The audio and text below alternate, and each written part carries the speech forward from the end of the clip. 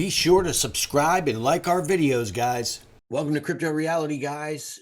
Today we're going to be deep diving into hardcore research. We got Scott Hundley with us, and Scotty's going to lay out what it's like researching in Maine, in Southeast Maine, uh, on the Bold Coast. What's going on, Scotty? It's good to have you, man. Welcome back. Yeah, glad to be here. Thank you for having me on.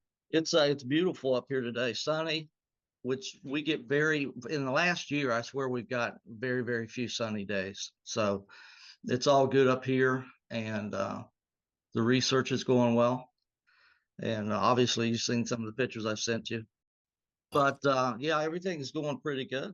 Uh, Again, you and I started this a few years back, basically just when you came up here, we went looking for them and found them first day, right off the bat. And I had my sighting, and we confirmed that sighting. But all is good here. And I've been kind of working and getting a relationship going with these Sasquatch. And I know that sounds strange, but that's what it is. And so I take them apples, and I've been feeding them apples, been trying to get the jump on them. I had taken my big camera out there and Working the angles. yeah, working the angles. And again, you know, any encounter with them is up to them. I mean, we don't have any choice in the matter. So, when they decide to come in and look at me and peek at me for a minute and then leave, then I get a shot. And if they don't, then I don't. But they respond to me. So they'll yell at me and, you know, whoop at my son. And so they come around looking at us quite a bit. Yeah. Yeah, well, I mean, once we introduced the obvious gestures to the interaction, it wasn't just two creatures standing there staring at each other, and we started introducing that interaction. That's when we started catching them on film, and that was the interesting aspect of the research was while they were avoiding us, when we reached out, they responded, and they didn't respond violently to us. Initially they did, but that was really because I thought it was homeless people, so I ran in there like screaming like I was going to beat somebody up, and they threw it.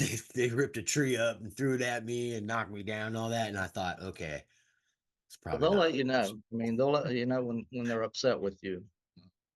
Yeah, but it to me, it's like, I mean, I've had rocks and stuff thrown at me. The difficulties with having the rocks and all that thrown is that it typically surrounds me in bad behavior at first. You know what I Right. mean? Like we would intentionally engage in bad behavior and get a rock thrown, and see if they would throw a rock, and sometimes they would, man, and you'd be like, wow, they want this apple, and I'm not going to throw it to them, Yeah. and they see it in my hand and they're throwing rocks. So it was interesting, man, that they're there and you don't know it. And then suddenly it's just almost like they were just waiting for you to start interacting. It's weird, They will do that. Like I said, then you got to figure out what happened.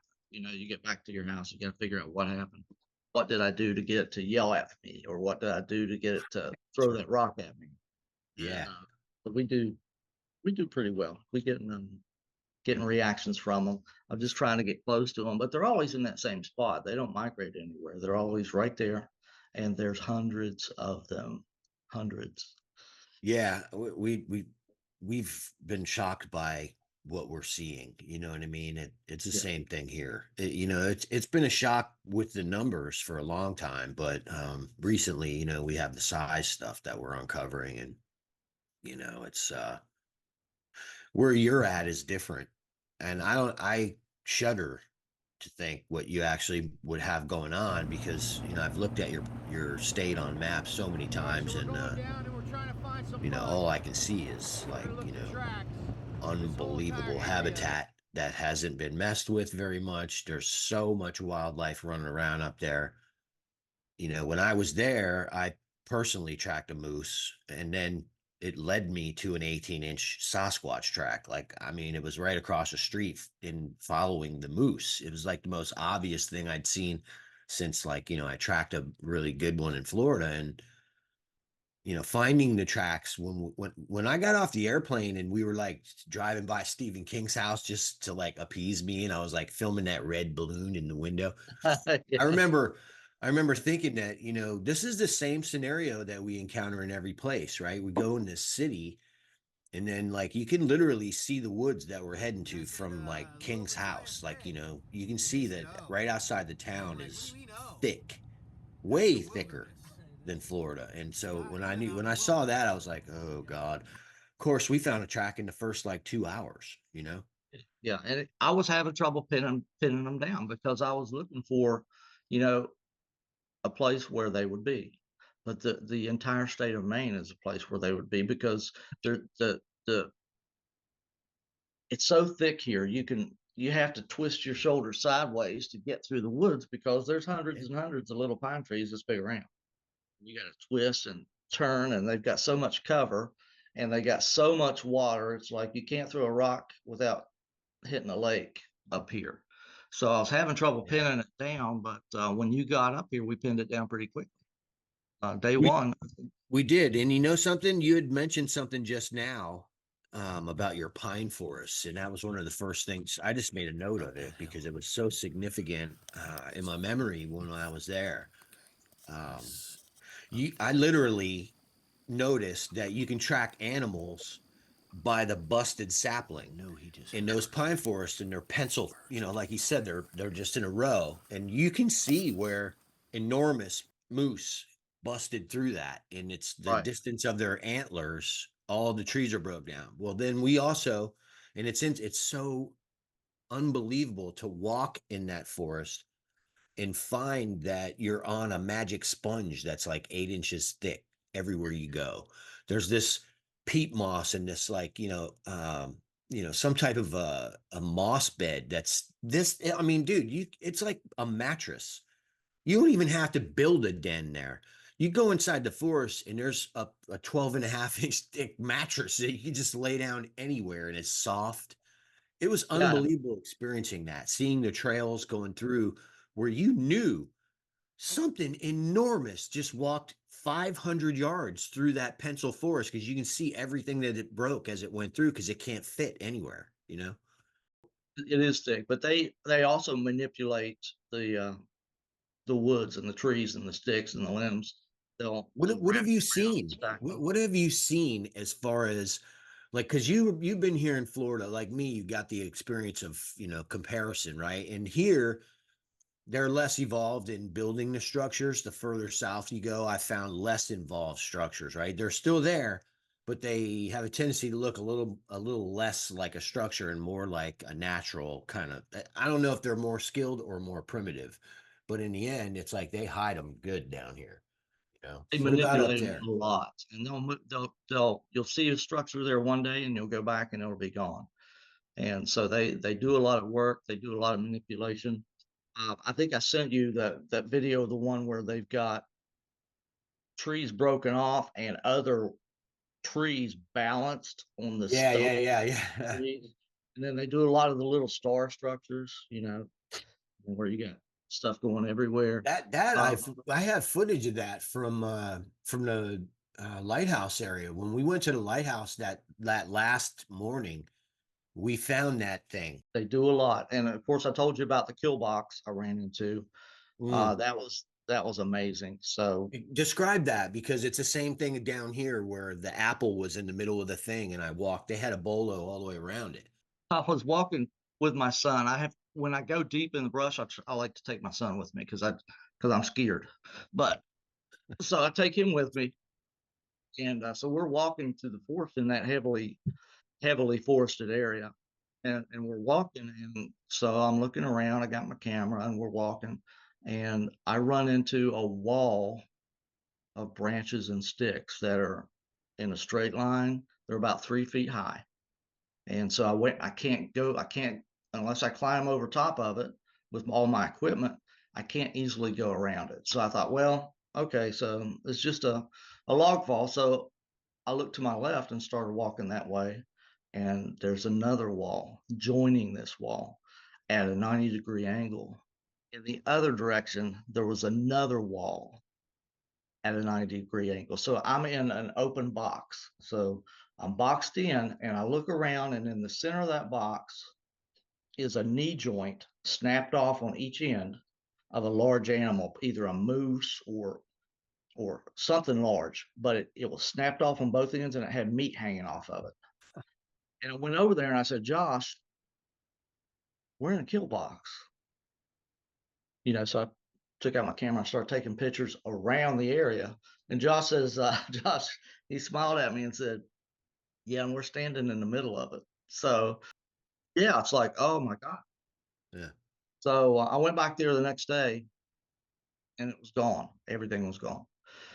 But They we moved also the got whole thing. escorted out by a bunch of crows, which was odd. I guess that maybe that's natural behavior What for, you're saying, you're saying all of the, okay, first the sticks, you're, because I know when I walked into one of them, it appeared that it was already like the sticks. I couldn't go anywhere because they were solid, and when you grabbed them, they were inwoven and all intertwined, and it was obviously manufactured, and it was not sticks that were right there coming out of the it's ground. bigger. I mean, it's bigger trees and tree Yeah, limbs, branches. yeah, no, So they you can't brought move, this stuff in, right? yeah, you can't Yeah, move no, it, you that's what can't go I. around it. And Yeah. I could climb over it, but I had so much equipment on me at the time, and it just, I mean, we got out of there. I went back and couldn't find it, but And that's the weird part is because it's so strange. And this is something when you say that we couldn't find it, right? Like we have gone into the same areas, and I mean taking the same trail and gone down the same levee and stood next to the same tree with my hand on it and looked at the area, and it looked like someone had come in and eco engineered it overnight to look completely different than it was the night before. Like Melanie and I stood there wondering if we're looking around thinking, are we on the right road? Are we on the right? I mean, this is the kind of change. It was so drastic. The environment didn't look like the same environment it was 12 hours earlier. yeah, I attribute that to the fact that there are literally hundreds of them out there. I mean, they're Yeah. not one or two monkeys walking through the woods, and we understand that there are hundreds, and they're there all the time. So it probably doesn't take them too long to stack things up and move them and restack them, and yeah, and they are smart, and they do these things. And there's another thing that I've proven out, and I know for a fact is the scenario when you go out, you park your vehicle, your ATV, whatever, you get off, you walk out in the woods, and you come back, and they're waiting for you near your vehicle or near your truck. I've caught them doing that several times, and Yeah. so that tells you that they know that you're coming back to that truck, and they know where to set up to see you, and Yeah. that's what they do. And they'll follow people around. They like to watch kids and women. They'll like to follow them around. So I use that. I told you about my lake scenario. Basically, when I was out at the lake down there in Maryland, and I was out with my camera, big long camera, and I was out filming these things and trying to film them anyway. And I filmed some amazing things at that location. But there was a woman, and she had two twin little girls. They were about 3 feet tall. I don't know how old they were, but they were little, and they were walking around the lake by the edge of the water. And I thought, yeah, if there's a Squatch around here, he's going to come out here to look at those little girls. I was sitting there with my long camera following them along the woods. Now, I'm not pointing my camera at them, mind you, I swear. So I'm following ahead of them at 100 yards, following the wood line, trying to catch movement, which you don't do very often. But so I followed the wood line and I didn't see nothing. So they walked on past. But then I started focusing on the trail back because I was like, if they're there, they're going to set up. They're going to set up, and I see them a lot of times set up in a pine tree, a tall, dark pine. They'll get in there and they'll wrap their arms around the trunk of that pine, and then they'll stack on top of each other. So all you see is a dark pine tree. Yeah. Well, I caught a. It was probably a 5 foot tall Sasquatch. I got a good shot of him. I've sent it to you. I know. I Yeah. have to I was tell going you to which say, one it is. I Pretty. remember. I peeking out. remember when, when you were in Maryland, and I remember you sending shots and saying that, this is from when the lake and the girls and all that. So I do remember it. And Yeah, so they came up it's there. interesting because the photographs that you send me are really the exact same symmetry and it's the same creature. It appears to be the same six or seven types of creatures. Yeah, And I know the creature that I caught within 5 minutes of you seeing it right. was aberrated heavily in a way that's suggestive that it was white, that it was colorless, which matches your description of the individual. Just talk about that encounter real quick, because that was a real, for me, it was interesting because I Oh, the got to encounter examine out this in cabin. out up here. So that was one of the few times I've probably seen them with my eyes, maybe 3 times in the entire 10 years, whatever that I've been researching these things, and that was one of them. But so you and I had come out and we decided, we really don't know where to look. I mean, they could be anywhere. Yeah. So I said, well, let's go out here by this watery area. And so you're on the one four-wheeler, I'm following you back, and we start going out that road.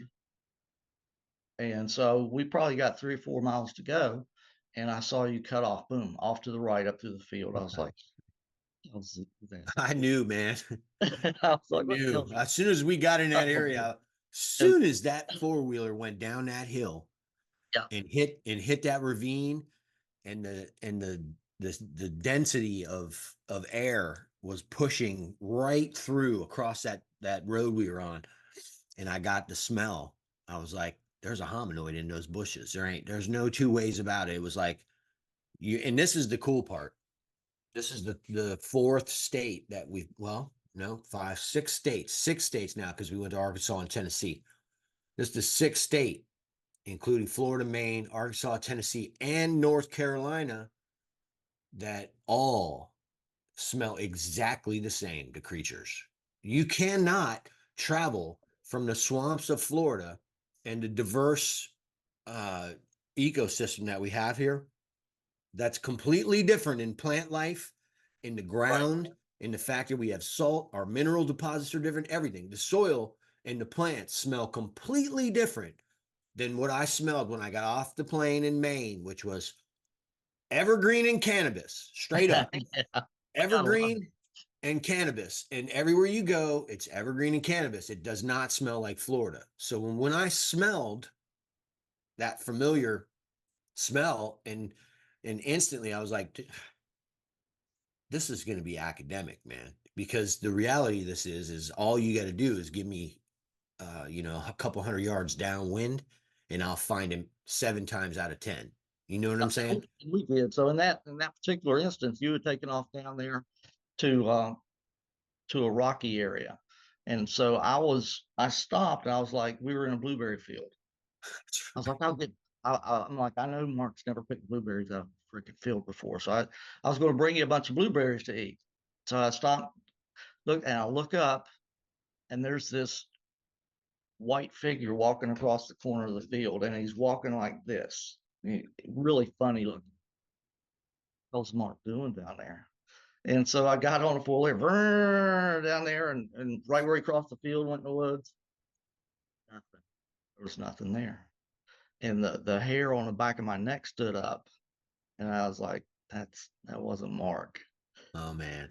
Not Mark. I could No, I smell it. was eighth of a mile away, half a mile away down So I the turned other around direction.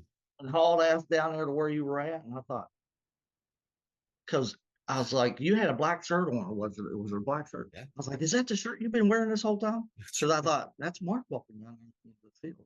No, let me But ask you a question, right? Because we're in that moment. Describe what you saw from a visual standpoint. When it neared the forest, did it start to alter and darken? Did it change any colors? Describe the body, the head, the face, if you saw anything, the eye area, all of it, if you can. when it went into the wood line, I lost track of it completely.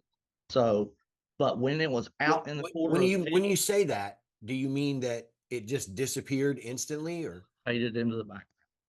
And I'm Oh, not okay. saying like I don't know that it was predator, but I know when it hit that wood line, I didn't see it for very often. I don't know whether he dropped to the ground. I don't know whether I don't know what happened, but I will tell you when he was walking across the corner of that field, he was Peter Rabbit white from head to Okay. toe. Okay. White. Peter.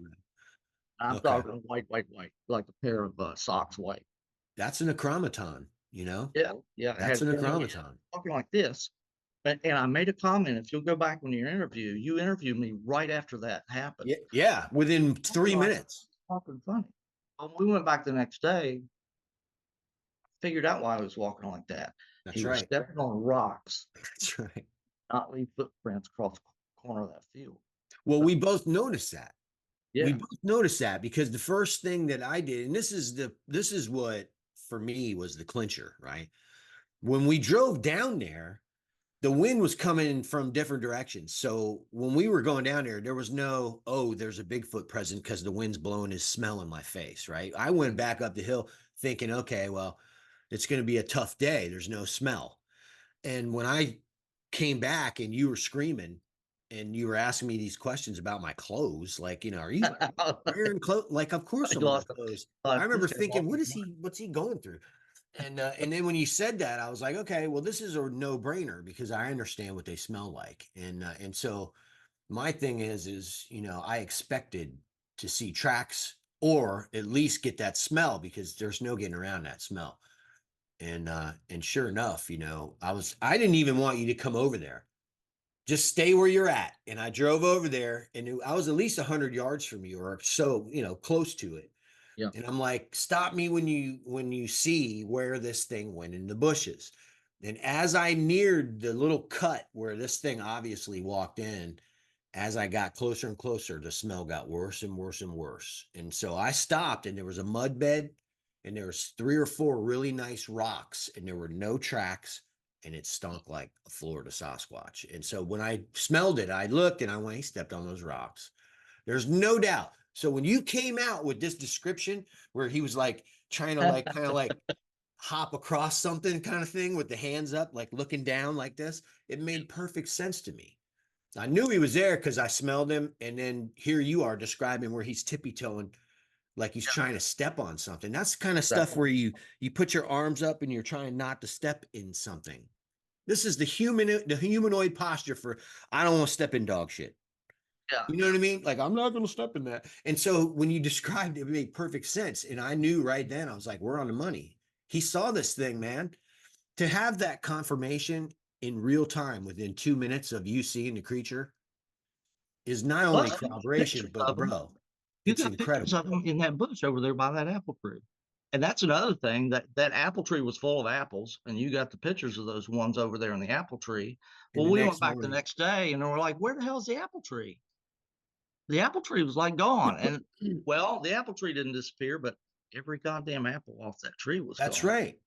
And They that's packed them another corroboration, right? They up. did the same thing in Florida. We went back and you and I went and you saw it and then I pulled off the road and looked for a hole a way in with my camera and this is within 5 minutes of you seeing this thing tippy toeing across what we think the rocks, right? No tracks, solid platform to walk on. He walked on the solid platform. We know the individual was there. You saw him. I smelled him. So there's only one explanation since you clearly said he didn't jump back into the forest. These are He, all real simple it's deductive reasoning here. And when we follow that investigation and I then pull around and actually shoot a creature that's retransmitting green from the forest, it tells me that he's achromatic and here's the symmetry. I mean, give me a break. He literally like that's a good went picture in. too. I mean, It that was was a good nuts. picture. Yeah. It's an unbelievable picture. No, it's like one of the better pictures, and to have taken it within 3 minutes or so of you seeing it, 4 minutes, that's incredible. But then to identify that afternoon that this creature was sitting under the apple tree, you can see the apples, the green apples are all over the branches just behind him.